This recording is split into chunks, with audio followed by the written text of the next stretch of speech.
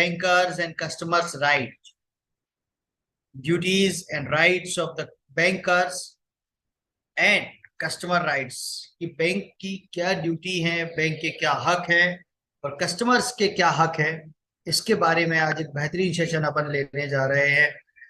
और I hope कि आप लोगों को बहुत मजा आने वाला है इस सेशन में, तो बने रहिए मेरे साथ।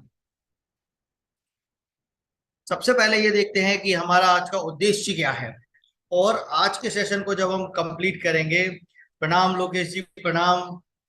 आज के जब अपन सेशन को कंप्लीट करेंगे तो हम क्या क्या सीख जाएंगे इस सेशन को कंप्लीट करने के बाद।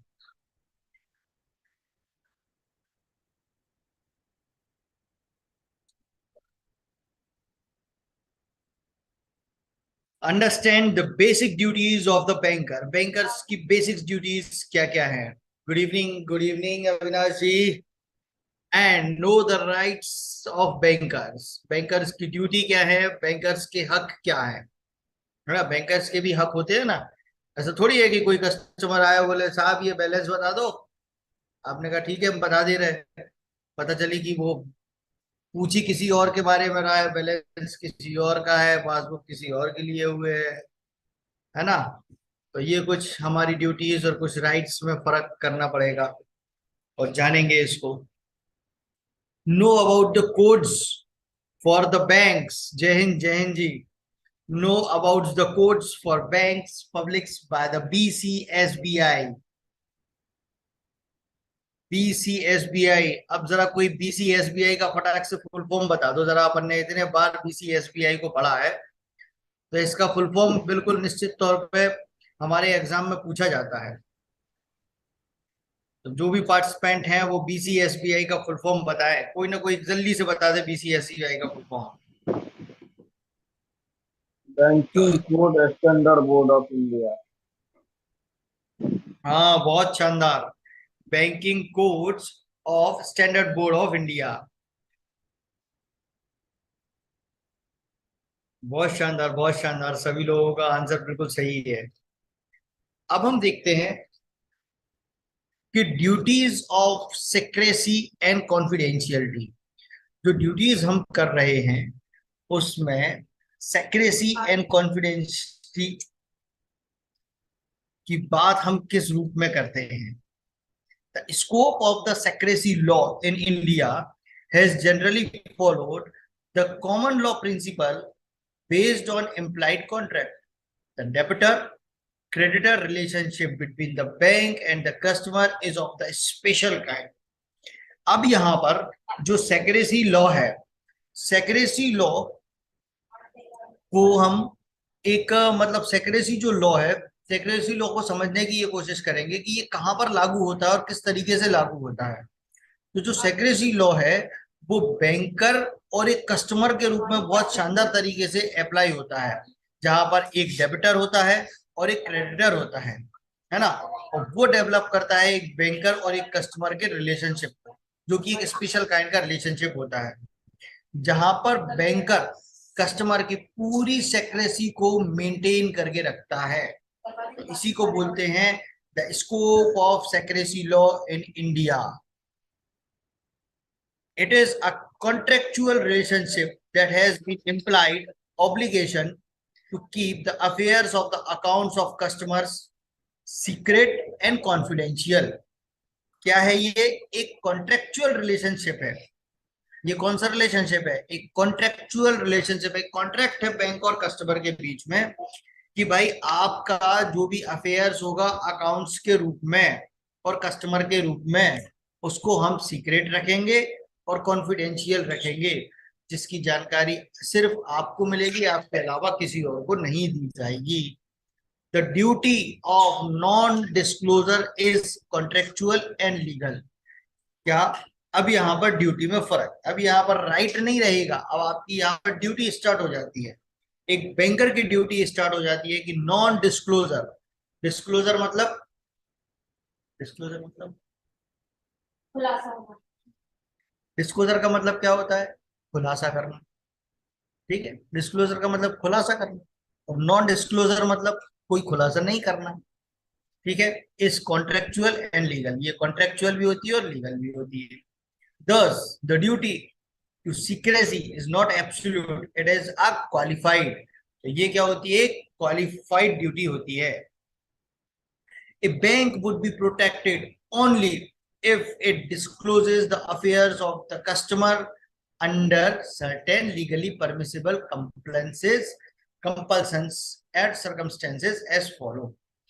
बैंक अपने आप को किस तरीके से प्रोटेक्टेड रखता है, कब, लॉ ऑफ सेक्रेसी में।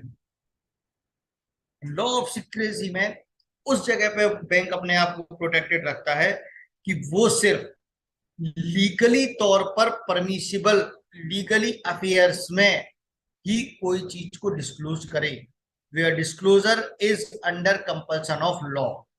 कहां पर, जहां पर लीगली उसको ऑर्डर दिया गया है वहीं पर ही उसको डिस्क्लोजर करना है, नहीं तो नहीं करना है।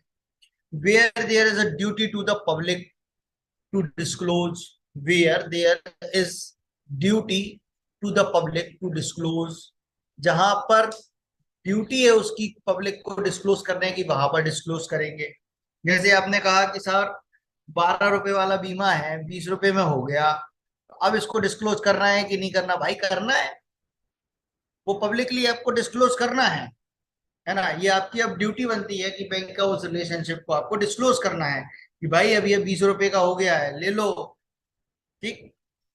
Where interest of the bank required disclosure and where the disclosure is made with the express or implied consent of the customer।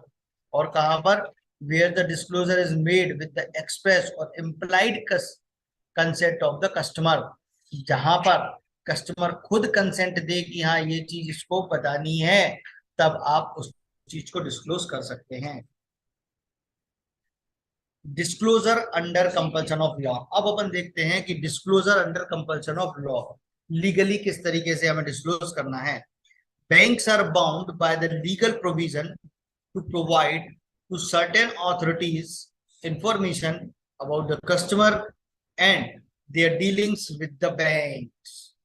अब बैंक बाउंड है कहां पर, लीगली, कि जब भी कोई लीगल ऑर्डर उसको मिलता है किसी सर्टेन अथॉरिटी से, तो उसको अगर कस्टमर के बारे में आपसे कोई जानकारी चाहिए है तो वो आपसे ले सकता है, साथ साथ में लीगली वो ऑर्डर भी बैंक को दे सकता है।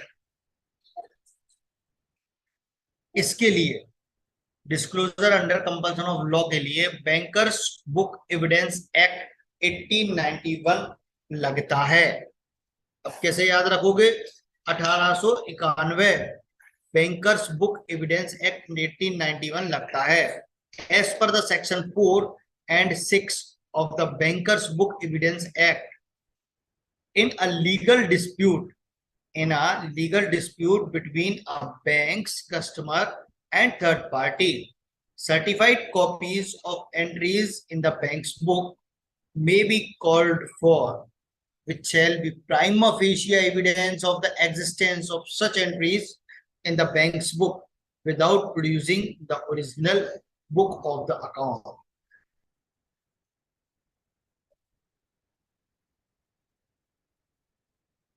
अब देखो, कई लोग ये बात सोचते होंगे कि बैंक में आज भी रजिस्टर्स चल रहे हैं, है ना। इतना डिजिटलाइजेशन हो गया है, इतना बैंक का डिजिटलाइजेशन हो गया है कि रजिस्टर्स रखने की आवश्यकता ही नहीं है। पर जब ऐसी बात आ जाती है बैंकर्स बुक एविडेंस एक्ट की, तब वहां पर हमारे जो रजिस्टर्स हम बैंक में ब्रांच में मेंटेन करते हैं उनकी आवश्यकता पड़ जाती है। कैसे कि अगर कोई लीगल डिस्प्यूट हुआ बैंक और कस्टमर या किसी थर्ड पार्टी के बीच में, तो कोर्ट क्या करेगा, आपसे सर्टिफाइड कॉपी मांगेगा उस एंट्रीज की जो कि आपने बैंकर्स बुक में नोट करके रखी हैं। उसको प्राइमा फेसिया वही एविडेंस चाहिए एग्जिस्टेंस में जो कि आपकी बैंक्स बुक में एंटरटेन है, ठीक है, without producing the original book of account. उसको डिजिटली बुक से कोई मतलब नहीं है, उसको तो फिजिकल बुक से मतलब है। The bank would comply The bank would comply with the orders after satisfying itself that the concerned officer is authorized to ask the information, The information supplied should be confined to the point on which it is asked. The information should be volunteered by the bank. Bank की ये duty बनती है कि उसको comply करना है और satisfy होना है कि जो भी जानकारी उससे कोई कंसर्न ऑफिसर मांग रहा है, क्या जो भी जानकारी कोई ना कोई डिपार्टमेंट का कंसर्न ऑफिसर उससे मांग रहा है वो एक्चुअल में जेन्युइन है और उस इंफॉर्मेशन को पाने के लिए ऑथराइज्ड है भी या नहीं है। ठीक है, वो उसके लिए ऑथराइज्ड है भी या नहीं है। इसी सारी इसी सारी जानकारी को ये कन्फाइन कर लिया जाएगा बैंक ऑफिशियल्स के द्वारा। उसके बाद ही उसको आगे बढ़ाया जाएगा या रोक दिया जाएगा। समन बाय सिविल और criminal courts. The civil and criminal court have the power to issue summon to bank to produce document or tender evidence. Civil court और क्रिमिनल कोर्ट के पास ये पावर होती है कि वो बैंक को भी समन दे सकता है कि आपको ये डॉक्यूमेंट प्रोड्यूस करना है और ये टेंडर आपको इस टेंडर का एविडेंस देना है। ठीक है, such notice issued by the court to bank would have to be complied with and the documents would be produced by the bank only as specifically called for.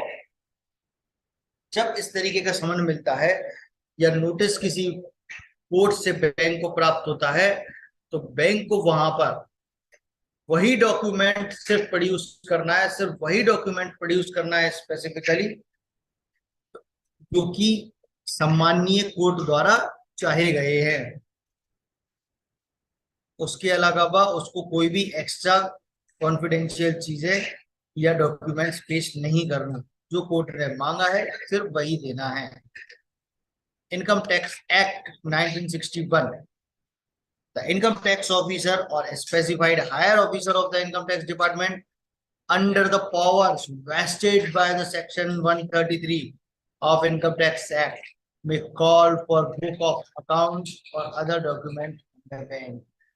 ये अपने power जो कि उनको section 133 of income tax act के द्वारा मिला है उसके द्वारा ये किसी के भी अकाउंट्स बुक और एनी अदर डॉक्यूमेंट्स के बारे में बैंक से जानकारी प्राप्त कर सकते हैं। Disclosure if they consider that will be useful in any proceeding on a specific order signed by authorized official bank need to furnish the specific information and intimate the customer. वो सारी की सारी जानकारी जो एक ऑथराइज्ड ऑफिशियल के द्वारा मांगी गई है वो दे देना है और कस्टमर को भी उसके बारे में इंटीमेट कर देना है। Other act, the other relevant acts which information can be called from the banker are called the Companies Act 2013. RBI कहता है 1934 एक्ट के तहत कि foreign exchange management act and gift tax act लगा के बात करता है। क्या होता है उसमें कि ordinary and instant of disclosure in public interest could arise if the customer happens to be dealing with terrorists, illegal drug trafficking or smuggling or similar serious anti-national or illegal activities. Bank को अपना disclosure public interest में कब करना है? जब उसको लगता है कि हमारा जो कस्टमर है वो किसी टेररिस्ट एक्टिविटी में लिप्त है या उसको लगता है कि वो किसी इलीगल ड्रग ट्रैफिकिंग में लिप्त है, तब फिर उसको पब्लिक इंटरेस्ट में डिस्क्लोजर करना है, हर एक बात डिस्क्लोजर करना है। The question of what is in the public interest is to be carefully considered as concept of quite vague in legal perspective. बिल्कुल सही बात है। इसके लिए भी बैंक को ये जानने की आवश्यकता रहती है कि कौन सी चीज हमको पब्लिक इंटरेस्ट में बतानी है या कौन सी हमको नहीं बतानी है। A bank would be protected when it furnished information about borrower's account to the guarantor or their solicitor for recovering the dues. Bank यहाँ पर प्रोटेक्टेड है अगर वो बरोवर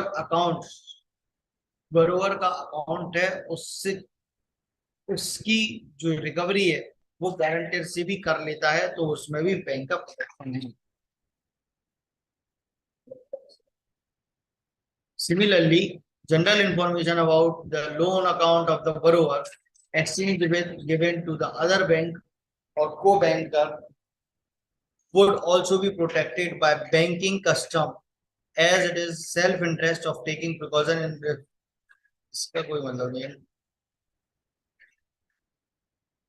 Disclosure with expressed or implied consent of the customer. Bank में disclose information as request or explicit instruction of the customer. Bank और कहां पर disclose कर सकता है? जहां पर कस्टमर खुद आग्रह करे बैंक से, जहां पर कस्टमर खुद आग्रह करे कि भाई मेरी ये जानकारी जो है ये आप पब्लिकली सबको बता सकते हो, जब जाके भी बैंक उसको डिस्क्लोज कर सकता है। अब ड्यूटीज ऑफ रीजनेबल केयर।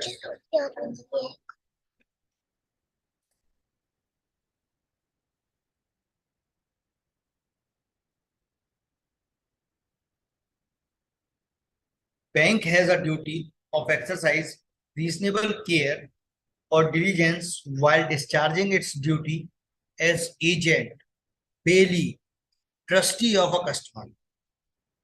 क्या कर सकता है बैंक? बैंक की ये ड्यूटी है कि वो रीजनेबल केयर रखे। कब? जब वो डिलीजेंस करे। किसका? अपनी एज ए एजेंट, बेली या ट्रस्टी ऑफ अ कस्टमर का।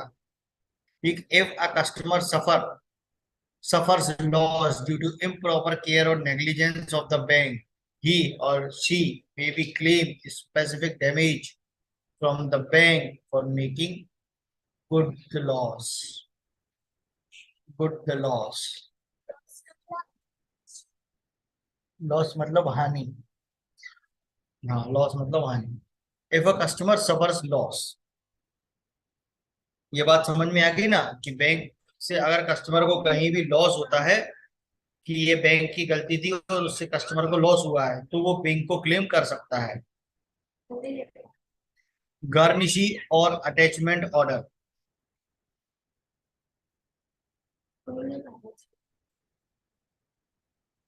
डेबिटर हु ओज मनी डेबिटर हु ओज money is called garnishi. A bank is a debtor in respect of the deposit account with credit balance.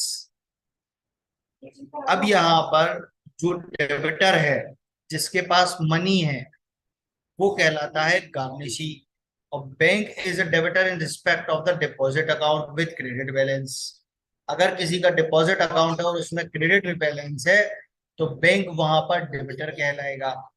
When a court issue an order attaching the credit balance in the account of the customer, the bank on receipt of such an order is prohibited from honoring checks drawn by the customer on the account or making payment to the customer of his order।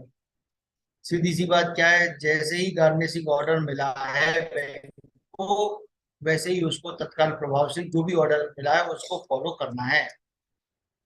ठीक है, इस पूरी की पूरी बात का simple मतलब वही है। On receipt of the on receipt of the garnishee order from a court or attachment order from the income tax authority, the bank should immediately stop debit operation in the account attached and intimate the customer of the order and the resultant stoppage of the operation in the account। वही है कि जैसे ही आपको garnishee order मिल रहा है, आपको सारे accounts के लेन देन सब रोक देने हैं। ठीक है, या जो उसने गार्निशी ऑर्डर में कहा है, गार्निशी ऑर्डर में क्या करना था कि गार्निशी ऑर्डर में जो भी गार्निशी ऑर्डर आपको मिल रहा है ना, उसको वैसे का वैसे ही फॉलो करना है जिस तरीके से गार्निशी ऑर्डर हमको मिलता है ना। और बैंक अकाउंट के सारे लेन देन को वहीं पर स्टॉप कर देना है ना। और उसके बारे में कस्टमर को भी इंफॉर्मेशन देनी है कि भाई इस कारण से गार्निशी ऑर्डर बैंक को प्राप्त हुआ है, जिस कारण से आपके अकाउंट को रोक लगा दिया गया है। If the garnishee attachment order is for a limited amount which is less than the credit balance in the account, the attached amount can be transferred to the sundry deposit account for eventually payment to the court या income tax authority and thereafter operation may be permitted in the account. इसका मतलब ये है कि suppose करें customer के account में 1 लाख रुपए है और गार्निशी ऑर्डर आया कि साहब 70,000 रुपए का इसमें रिकवरी करना है इस अकाउंट से। माननीय कोर्ट ने कहा 70,000 रुपए की रिकवरी करना है, अकाउंट में है 1 लाख रुपए। तो जो 70,000 रुपए है वो बैंक को निकाल के अपने सन्ड्री डिपॉजिट में जमा कर देने हैं उस गार्निशी ऑर्डर के बेस पे, और बाकी उसको जनरल लेन देन करने देना है कस्टमर को, है ना। सबसे पहले उसको 70,000 का गार्निशी ऑर्डर आया, 70,000 की रिकवरी करो, बैंक के बीजीएल में डालो, सन्ड्री डिपॉजिट में डालो, है ना। और बाकी जितना भी उसके में रिमेनिंग बैलेंस बच रहा है वो सारा का सारा रिमेनिंग बैलेंस है उसको उसका ऑपरेशन करने दीजिए। ठीक है, यही कह रहा है हमारा ये garnishee order. Alternatively, a fresh account of the customer may be opened for credit and debit operation, as garnishee order cannot have prospective operation until the new account is to be attached afresh by the core income tax authority.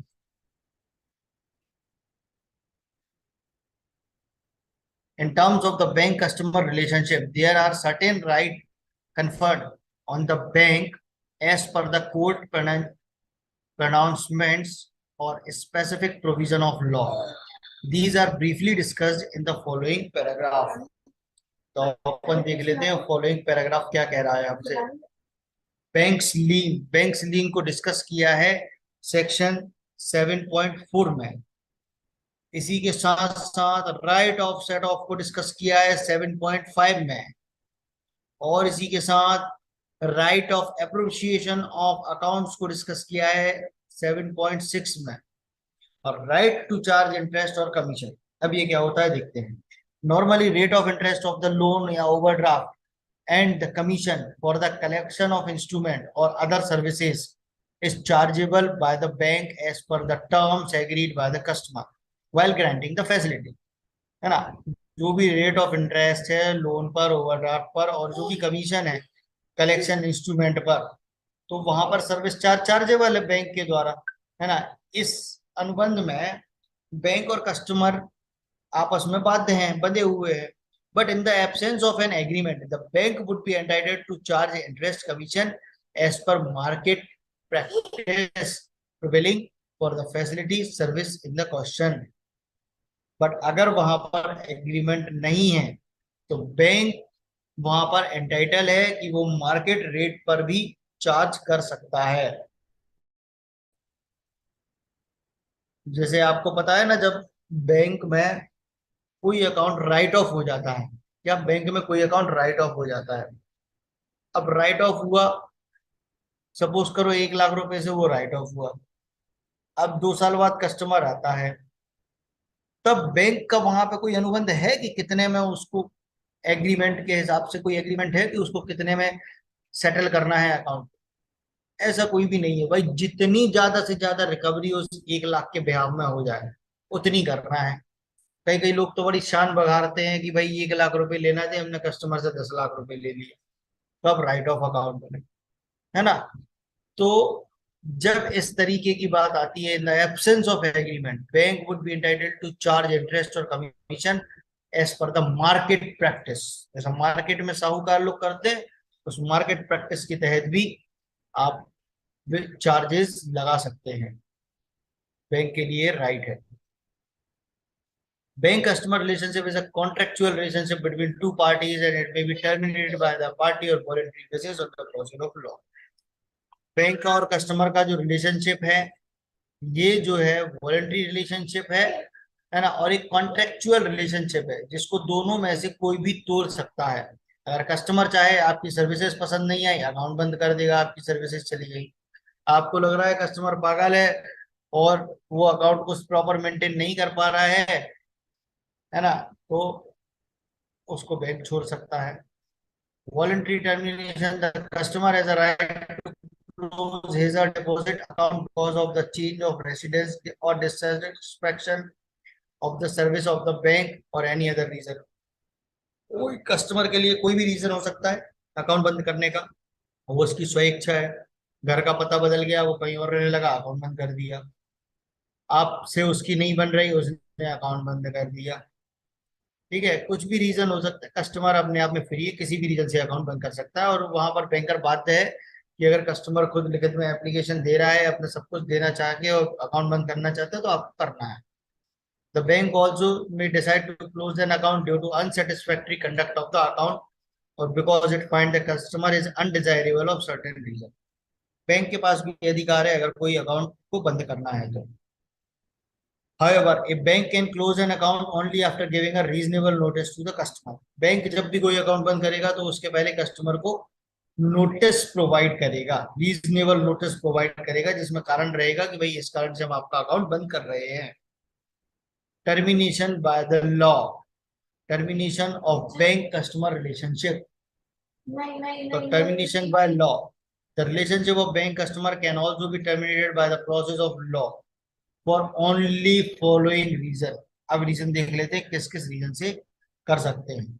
Death of customer, अगर customer की death हो जाती है उसमें भी bank customer का relationship टूट जाएगा। ऑन रिसीविंग नोटिस और information of the death of the customer, the bank stop all the debit transaction in the account. जैसे ही बैंक को पता चलता है या नोटिस मिलता है कि ये कस्टमर की डेथ हो गई है, उसी क्षण से, उसी सेकंड से भी नहीं, उसी क्षण से तत्काल प्रभाव से सारे के सारे डेबिट ट्रांजेक्शन को रोक देना है। However, credit of the account can be permitted, credit उसमें आ सकता है। The balance in the account is given to the nominee, जो भी बैलेंस रहेगा वो नॉमिनी को मिलेगा।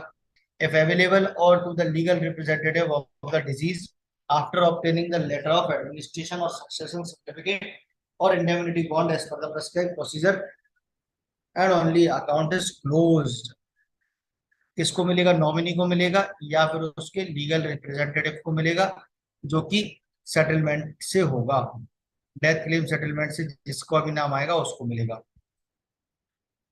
Bankruptcy of the customer, liquidation of the company, or an individual customer may be declared bankrupt, or a company may be wound up under the provision of the law। तब भी bank और customer का relation खत्म हो जाएगा। In such an event no drawing would be permitted in the account. अगर ऐसी कोई कंडीशन आती है तो बिल्कुल कोई भी ड्राइंग नहीं हम परमिट करेंगे अकाउंट में ऑफ द इंडिविजुअल और a company. The balance is given to the receiver or liquidator or office assignee and the account is closed thereafter।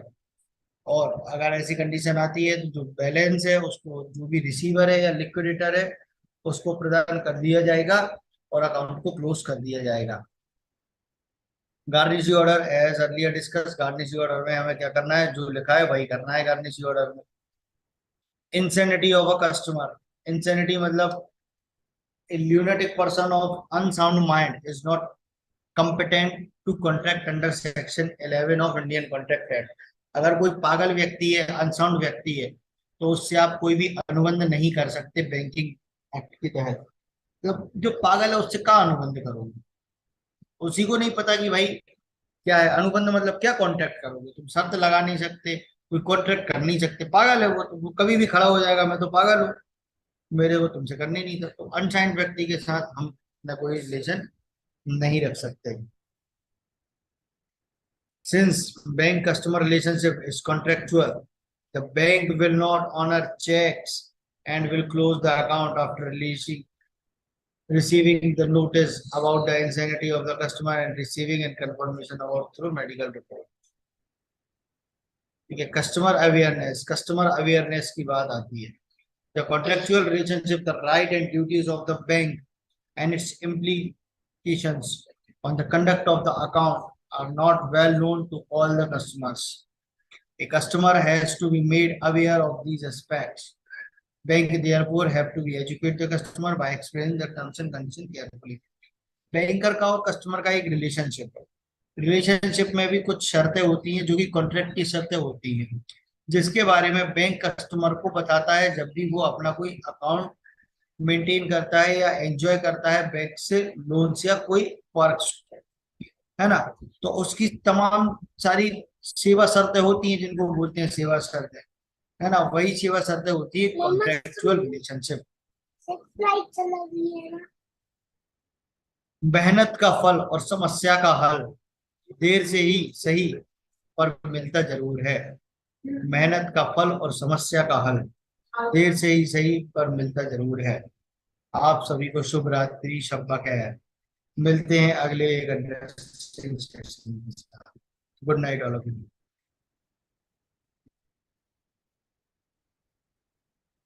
Good night Sunil ji, good night.